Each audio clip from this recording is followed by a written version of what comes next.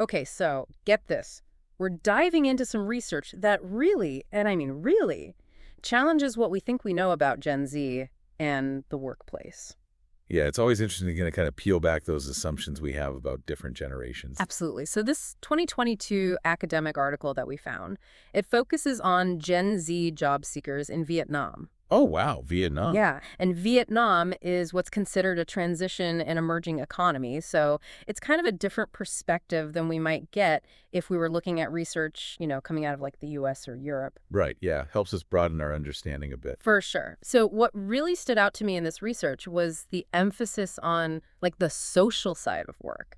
It's not about the ping pong tables or the kombucha on tap. Right, not just the perks. No, not just the perks. Vietnamese Gen Z is really prioritizing a positive, supportive working environment above all else. Yeah, it's about the people you're working with, not just the cool stuff you get. Right. And the study actually quotes some of the participants, and one of them said, and I'm quoting here, "Colleagues matter since you will work most of your life." Wow, they're thinking long term. Yeah, like relationship-wise, they're in it for the long haul. You know what's interesting is that obviously that aligns with Vietnam's collectivist culture. Right. But it also seems to reflect like this global trend we're seeing where Gen Z worldwide is putting a premium on well-being and genuine connection. It's like they're saying, if I'm going to spend this much time at work with these people, they better be decent human beings.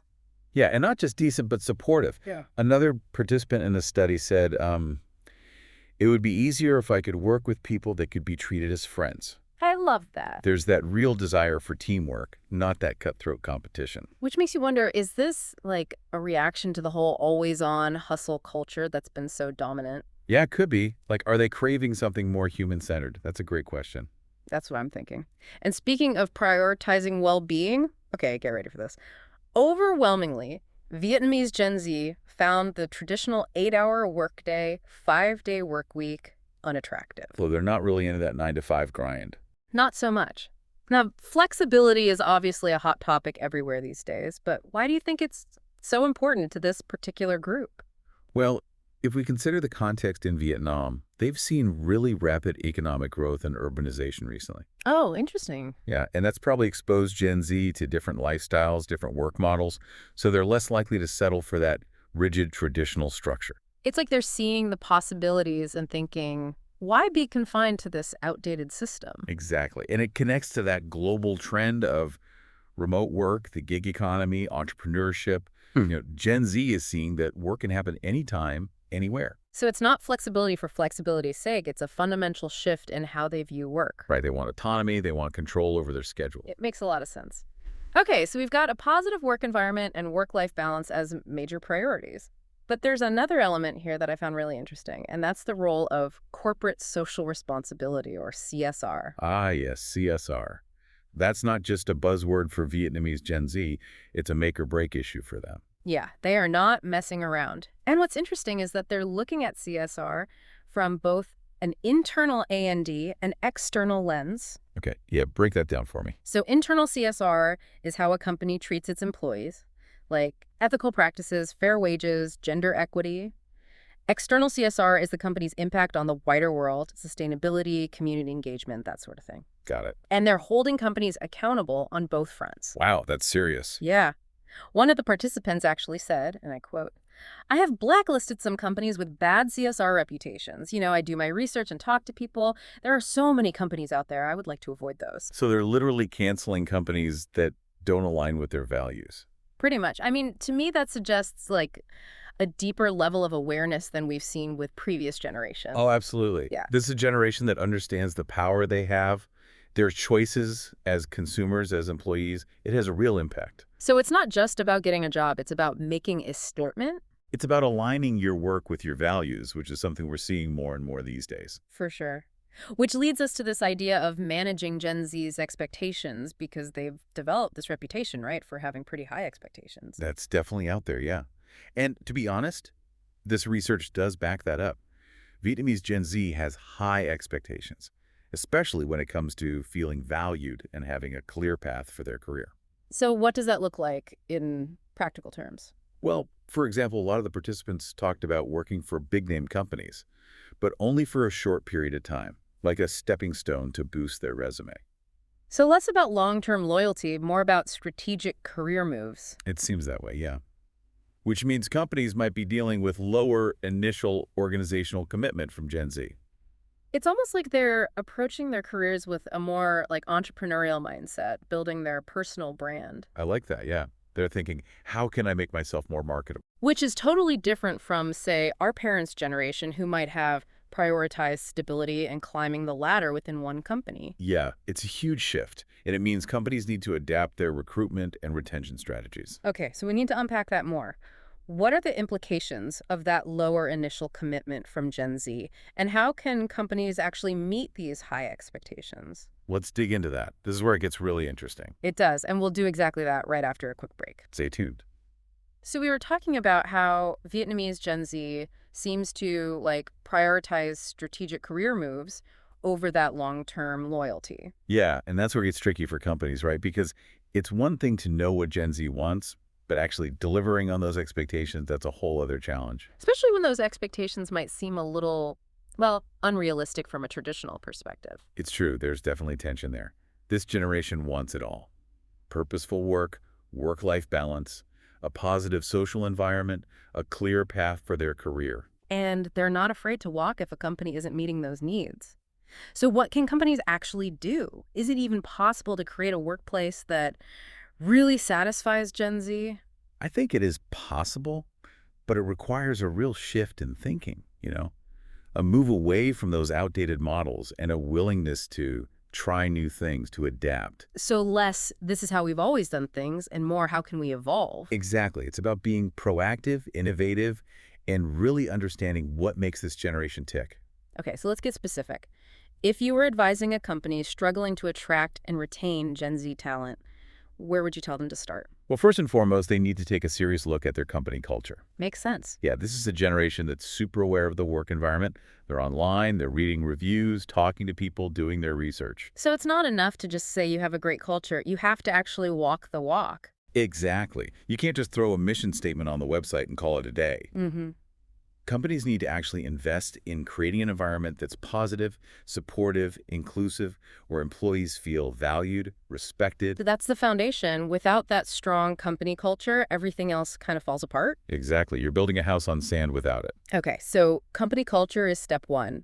What else? Flexibility. It's non-negotiable at this point.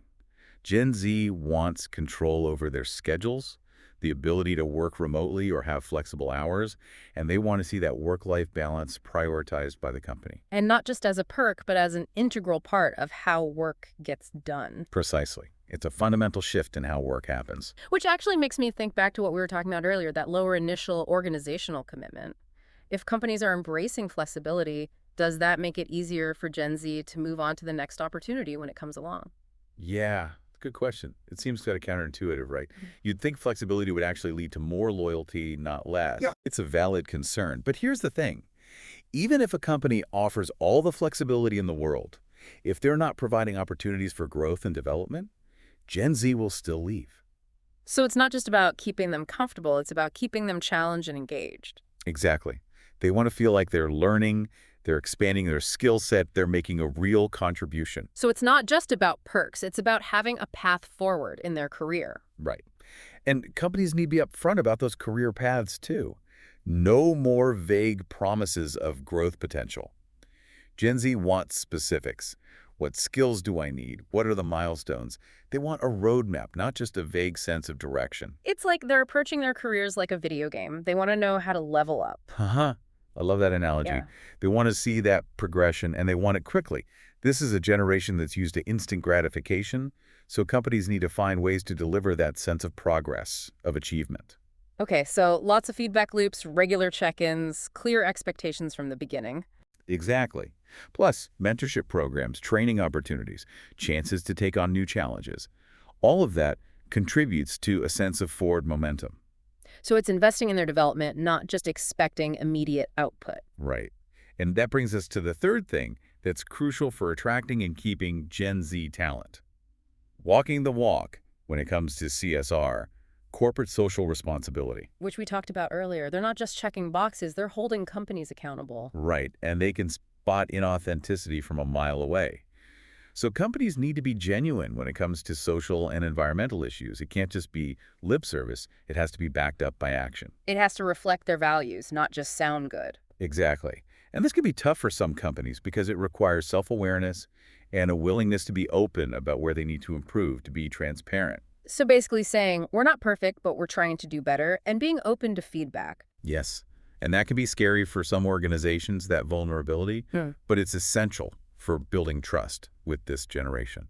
They want to see that authenticity, that willingness to grow. So it sounds like attracting and retaining Gen Z talent is a pretty complex challenge, huh? Companies need to rethink their approach to culture, flexibility, career development, CSR. It's a lot, Right. but it's not impossible. The companies that figure it out are going to have a big advantage when it comes to talent. Absolutely. We've talked a lot about what companies can do, but what about Gen Z themselves? What advice would you give a young person just starting out in their career? That's a great question. I think I'd say be patient, but also be proactive. So don't expect to land that dream job right out of school. It's rare that someone's first job is their dream job. Yeah. It's about gaining experience, building skills, making connections, figuring out what you enjoy doing. So view those early jobs as stepping stones. Exactly. And don't be afraid to advocate for yourself. If you're not getting the mentorship or training you need, speak up. That's good advice because a lot of companies are still figuring this stuff out too. They are. They might not have all the answers, but they're more likely to listen if you're upfront about what you need, what you expect. That's a good point. And, it's important to remember that Gen Z has a lot to offer, too. They bring fresh perspectives, they're innovative, tech savvy. They're digital natives. Yeah. So don't be afraid to showcase those strengths, Right? and bring your whole self to work. Be authentic. Okay, so we've talked about the challenges and the opportunities, but I'm curious, do you think these findings from the Vietnam study reflect a bigger global trend among Gen Z? That's the million-dollar question, isn't it? We can't make sweeping generalizations from one study, but there are some really strong parallels with what we're seeing in other parts of the world. Like what? Give me some examples. Well, for one, the emphasis on work-life balance. It seems to be a pretty consistent theme in studies on Gen Z, no matter where they're from. And what about the importance of CSR? Is that global, too? Oh, absolutely. This generation is growing up in a world facing some huge issues: climate change, social injustice, inequality. They're aware of these things, more so than previous generations, and they want to be part of the solution. So it's not just about getting a job, it's about finding work that aligns with their values, that makes a difference in the world. Exactly. Gen Z isn't just looking for a paycheck, they're looking for purpose. And companies need to understand that if they want to attract the best talent. And that idea of purpose extends beyond just CSR, right? It's about finding work that's meaningful, having a career path that makes sense. You got it. They don't just want to clock in and clock out, they want their work to have an impact. So companies need to step up and provide opportunities for growth, development, leadership. Because if they don't, Gen Z will find those opportunities somewhere else. They're not afraid to switch jobs, to freelance, to start their own thing. They're resourceful, they're adaptable, they're willing to take risks. so it's a wake-up call for companies. They need to create workplaces that are truly appealing to this generation. It's not just about attracting them, it's about keeping them engaged, motivated, inspired. So as we wrap up this deep dive, I want to leave our listeners with a final, thought-provoking question. If you were designing the ideal workplace for Gen Z, what would you prioritize based on what we've learned today? Ooh, that's a great question. And, to add another layer, do you think these findings from Vietnam are actually indicative of a global trend? Something to think about, right? Definitely. Lots to consider. And listeners, we want to hear from you. Hit us up on social media and tell us what you think. And be sure to tune in next time when we'll be diving into how companies are actually responding to these changing expectations. Stay tuned. This research really changes how we think about younger generations. I mean, they're idealistic, but they're also pragmatic, socially conscious, but ambitious. Yeah, it's an interesting mix. And it challenges those stereotypes about Gen Z, that they're entitled or lazy or just glued to their phones. Right. What we're seeing is a generation that's really engaged with the world, and they're demanding more from the systems around them. They're not just accepting things as they are, they want to shape the future. Exactly. And that can be uncomfortable for some people who are used to things being a certain way. Right. But I think it's a good thing. It forces us to rethink our assumptions, to come up with new solutions. It pushes us all to grow, to evolve. Right. And I think that's the key takeaway here. We can't ignore what Gen Z wants, what they value, They're the future workforce, the future consumers, the future leaders. Yeah, they're the ones who are going to be shaping the And the future. companies that get that adapt to their needs, those are the ones that are going to succeed. So it's not just about attracting them, it's about creating an environment where they can actually thrive. Yeah, a workplace where they feel valued, respected, challenged, inspired. A place where they can really make a difference. Exactly. And I think that benefits everybody, ultimately. It leads to a more dynamic, innovative society. For sure. It's about breaking down those generational barriers and realizing that we can all learn from each other. Yeah. It's about working together, not against each other. Collaboration, not competition. Right. And that's what we should all be striving for, no matter what generation we belong to. Because when we work together, when we bring our different perspectives to the table, that's when we can create something really amazing. I love that. So as we wrap up this deep dive, I want to leave our listeners with one final thought. We've explored the research, we've talked about the trends, but now it's about taking action. What can you do as an individual to make your workplace more Gen Z friendly? It's a great question. Because whether you're a manager, an entrepreneur, just starting your career, I think we all have a role to play in shaping the future of work. It's about being open to new ideas, being flexible, creating a culture where everyone feels like they belong, like they can contribute. And being willing to challenge the way things have always been done, to push for progress, to create a workplace that reflects the values of this new generation. So let's get to work. Thanks for joining us on this deep dive. We'll see you next time.